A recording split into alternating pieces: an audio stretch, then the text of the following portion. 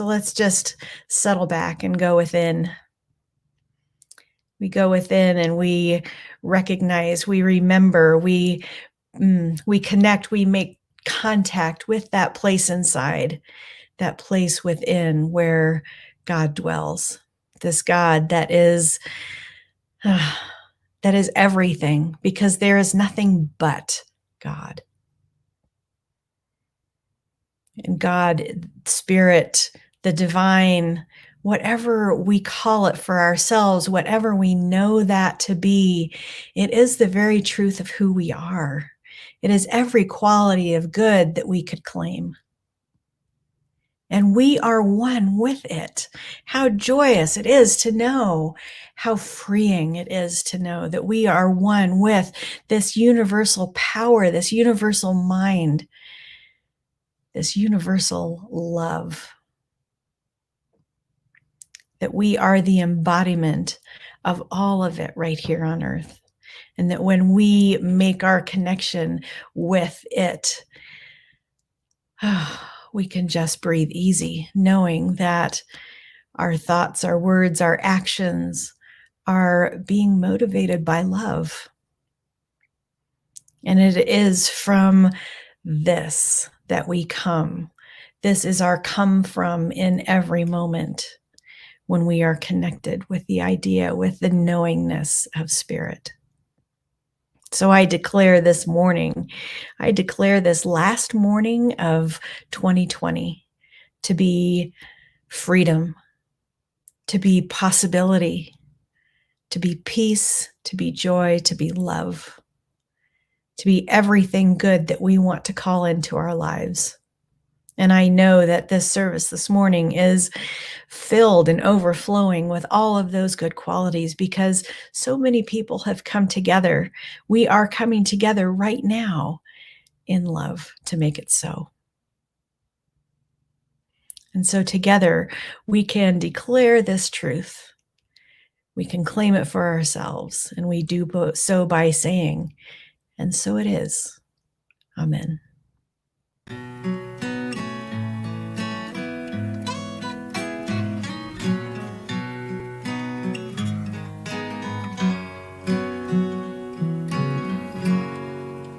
We are the ones we've been waiting for. We are the ones who will make a difference.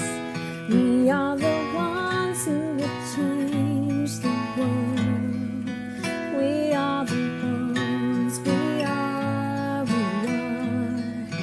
We are the ones, we are.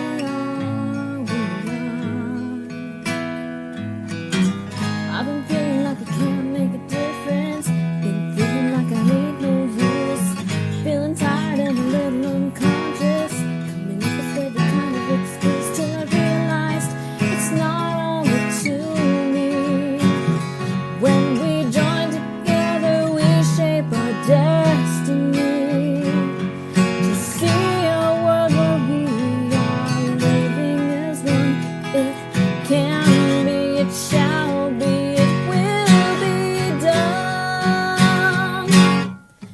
We are the ones that we've been waiting for. We are the ones who will make a difference. We are the ones who will change the world. We are the ones, we are. We are the ones, we are. No one else gonna make the changes.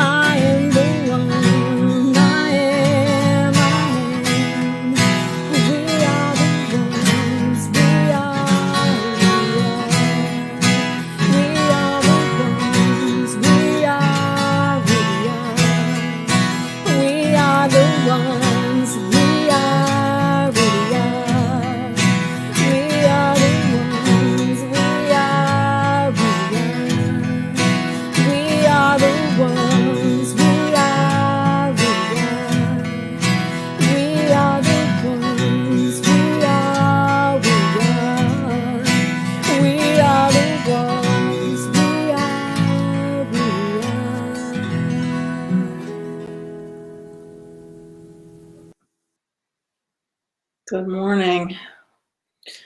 Wow, so between that song and Jen's prayer, I'm not sure there's much more for me to do this morning. So let's find it by doing what we do. We harmonize our hearts and our minds by touching our heart, taking 3 big deep breaths, and then saying these words together: care, appreciation, gratitude, compassion. Care, appreciation, gratitude, compassion. Care, appreciation, gratitude, compassion. Care, appreciation, gratitude, compassion. Yeah, 2020 is almost over, and it's like everybody's all amped sort of about this 2021, and I'm like, okay, it's just one more day in the calendar unless we really make it different. And I hope that you had a magnificent Christmas, Hanukkah. Kwanzaa is actually still, we're in the middle of Kwanzaa, so good Kwanzaa to those who honor that faith tradition. And the new year is sort of peaking right around the corner. And this will be the first time ever that we can truly look back and say that we had 2020 vision in our rearview mirror, right? Except that most of us probably at first glance would say that we did not put this 2020 on our vision boards, and we're focused on the new year. And I would say that maybe underneath it, that's not quite true. That, first of all, millions and millions of us have been calling over the last years, I mean 20 years for me, but years and years and years, for greater love, greater expression of love, greater compassion, greater knowing of really who we are in the world as spiritual beings. And of course, at some point, everything unlike it would need to come up to be healed.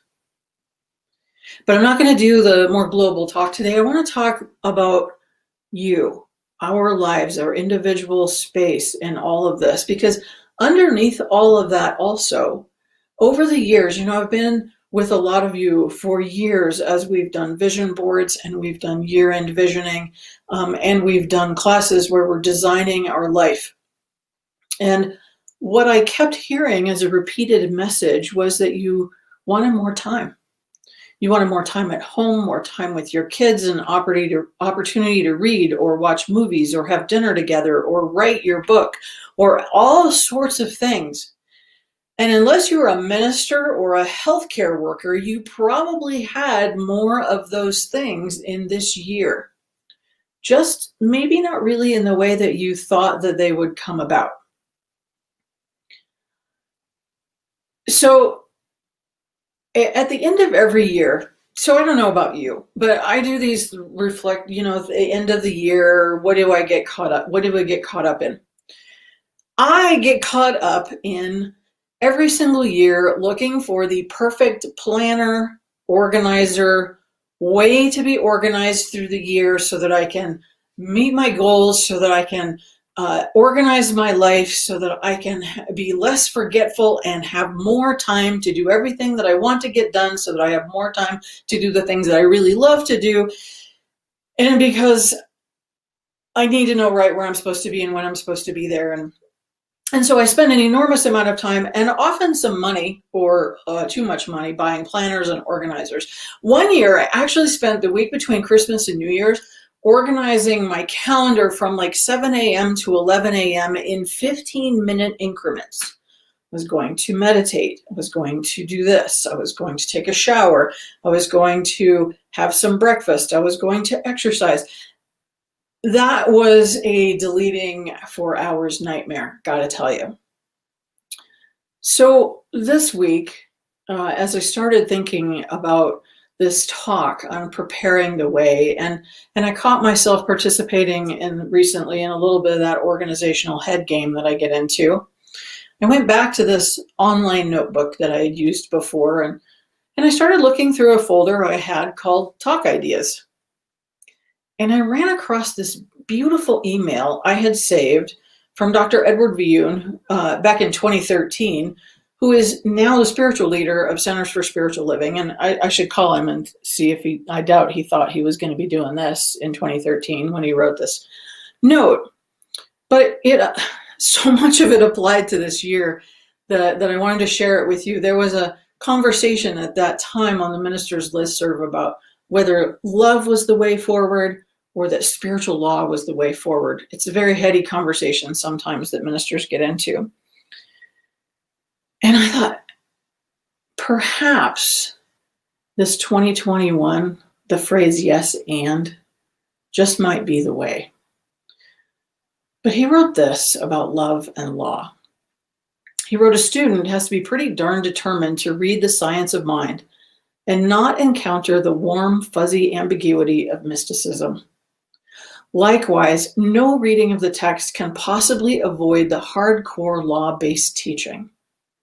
These seem like polar opposites and represent a kind of alienating dissonance amongst us and in us, because they can be experienced as an either-or reality.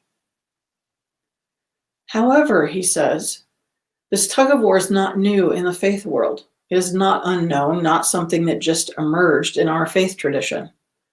Krishna addresses it beautifully with humor and compassion and with the grace to say that all paths are indeed the best and the swiftest. Whether that be the path of the mind and the intellect, or of meditation and reflection, or of devotion and service. He says, yes, yes, your choice is correct and the best. And each path delivers what the path is capable of, even while it leads to the same destination as every other path. We would say that all paths lead to God, or in my mind, all paths lead to a spiritual connection and oneness that has us recognizing that we are one with all that is. And then he goes on to say, while we struggle with internal dissonance on how to embrace our polarities, it may look to those observing us that we are boxing or that we teeter on the edge of fundamentalism in one way or the other. But I say our polarities need no defending. They are all correct. Besides, I think we'll be plagued by divine discontent until we lean in and accept it all, until we humbly accept that we do and we don't know all at the same time. And that we are all principled mystics on the same convoluted family, traveling the right road. We humbly accept that we do and we do not know, all at the same time. And I've come to really believe that, in these phases, we call them we call them a lot of different things, but the journey, the spiritual journey, includes a place where we get so convinced and we know everything. We think that we know everything. We have all the answers. We have the path. We know the way. This is the way, we would say. And then we move through more time of doubt, or more time of fear, or more time of feeling disconnected. This whole year has been such an interesting journey of all sorts of all of it, up and down, both things. It is difficult to be on this path without a healthy tolerance for paradox and ambiguity, and a healthy understanding that we may not always know exactly, even while we know within us this fundamental truth of our oneness. And I would say that 2020 was a good practice in healthy tolerance of paradox and ambiguity. But here's the thing. Life does not have to be an either-or reality. I think perhaps that life is more fully lived in yes and. And I thought, what if we brought back one of our favorite questions from time before, one of our favorite questions for this next year? What if it's easy? What if it's easy? What if we look at some of the difficulties of the year? And I want to say that we have this incredibly deep compassion for those who have been hit by COVID or lost loved ones this year, lost a job, are feeling lonely, all of the things. Compassion first, always compassion first. And then I dive into some of them. The frustrations of school, not school, the difficulties of learning at home, the loneliness, and the momentary lack of toilet paper even. What kept coming to me in this moment was that so much of the experience, outside of having the illness itself, so much of the rest of the experience, when we're struggling with it, comes from a desire for control. I know it's not a word that we all love to hear about ourselves, but hear me out here. Maybe, just maybe, when we have to let go of that control, we get a little fear mixed into the mix.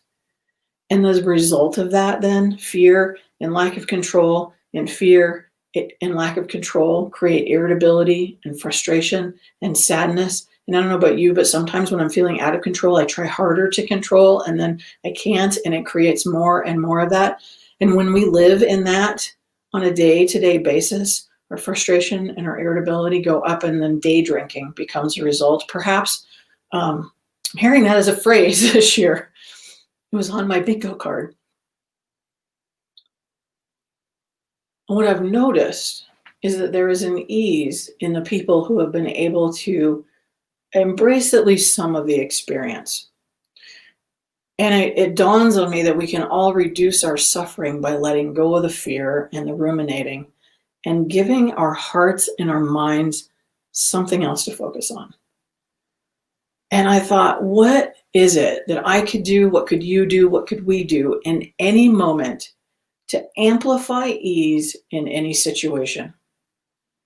What if that, along with what if it's easy, becomes our question of the year? In this moment, what can I do to amplify ease in this situation? And maybe we could just say, okay, gotta mostly stay home. Kids got to learn something this week. They don't have to learn everything, but they got to learn something.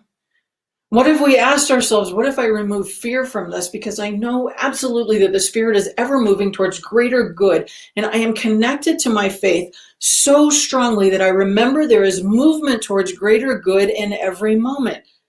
And that is the circle that continues to bring me out of these things. I remember that greater good is in motion. Even if I don't understand it and I don't see it, it is there. And I lean into that and lean on that faith. And what if in that remembering, I ask myself, what can I do to amplify the ease in this situation for myself or for my family? And what if it's easy? And then of course Star Wars popped into my head. Resistance brings frustration. Frustration brings anger. Anger brings fear. Fear leads to the dark side. We can be done with that. That's what we could leave in 2020. We can leave our fear and our frustration. We can leave our doubt, and we can just know. Even if we don't know what it looks like, we can know. Yes, and acceptance and allowance bring peace. Peace brings connection. Connection brings compassion. Compassion brings love, and love leads to the one light. One light illumines the entire cave. And it's really kind of that simple. So what can you do to amplify the ease in any situation that arises? And all of these things, they always lead us back to the same other question. How is your spiritual practice? You have all prepared for this. You have been preparing for years. You have been in this practice, this new thought practice. You have learned meditation. You have learned prayer, affirmative prayer. You have learned to be still and know. You have learned these things. Go back to the beginning and practice, meditate, pray, vision. Hold to your vision. And I don't mean your vision for a new car. You are so way beyond that. I mean your vision for the life that you love living with so much passion and so much energy that nothing, no thing, even COVID, no thing gets in the way of that life expression that comes from you and through you. I would say that negative circumstances melt under the strength of your vision because you know truth.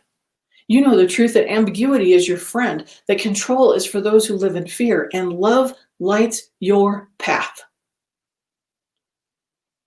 So trust your vision. Trust it. Now, if you're not sure what that is anymore, or if you feel like it's changed, and I think our vision changes as we grow in our experience, in our knowing, and in our unknowing. So it seemed like a good idea while I was in the middle of writing this yesterday to throw out that I'd like to offer a 2-hour visioning for your extraordinary 2021 workshop on New Year's Eve day. So that'll be happening at 3:00, and there's registration information that'll come out very soon. The first 20 people are in because I want it to be a really solid experience. So I'm just going to take the first 20 people. So yes, there's COVID, and there is life overflowing. Yes, there are difficulties, and there is so much room for imagination and wisdom. Yes, parts of 2020 have been difficult and maybe lonely or sad, and your heart is still beating and spirit is still breathing you, and you are called to be love now. You are still called, even from your home. You are still called to be an expression of life and an expression of love on this earth right now. Right now, she needs it. So what can you do to amplify the ease of any situation or opportunity for growth? You can start your own chain reaction of well-being. And I'm going to close with these words from Ernest Holmes in The Science of Mind. He wrote, "Since the explosion of the first atom bomb, we have read about the possibility of a physical chain reaction that might destroy civilization as we understood it. There is another kind of energy that is even more important. This is the energy of faith, of affirmative prayer, and spiritual meditation. There is no reason to doubt that in the field of spiritual consciousness, a chain reaction could be created which would absolutely bless the world. You, my dear beloved friends, are part of the spiritual chain reaction. Let's do it. Let's shift it all, our own lives, the life of the planet. Love lights our path. It lights the cave. Yes, and this is the way. Go with me into prayer, if you would. As I take this moment, this deep breath moment, and simply know. I know and I may not know, and I know that I may not know, and that is all okay in this moment as I breathe in the knowing that life and love beat within my very heart, and they beat within yours. And so calling forth from this deep well of love, I simply wrap the arms of love and grace around all who have experienced hardship in this year of any kind. For I know that in this heart tribe there is compassion and love and lifting, and that we will hold your hand. All you must do is hold it out, and someone will grasp it and walk with you. We are here to walk each other home. And in that, I know too that all of us who are seeking greater expression and greater life force and greater movement towards the beautiful expression of our lives on this planet are also met with that. We are met with this energy that says, yes, and you can. Yes, this breathes and lives and moves through you, and I see it in you. And I will hold your hand as you begin to express, or as you continue to express, or as you become a larger expression of this life itself.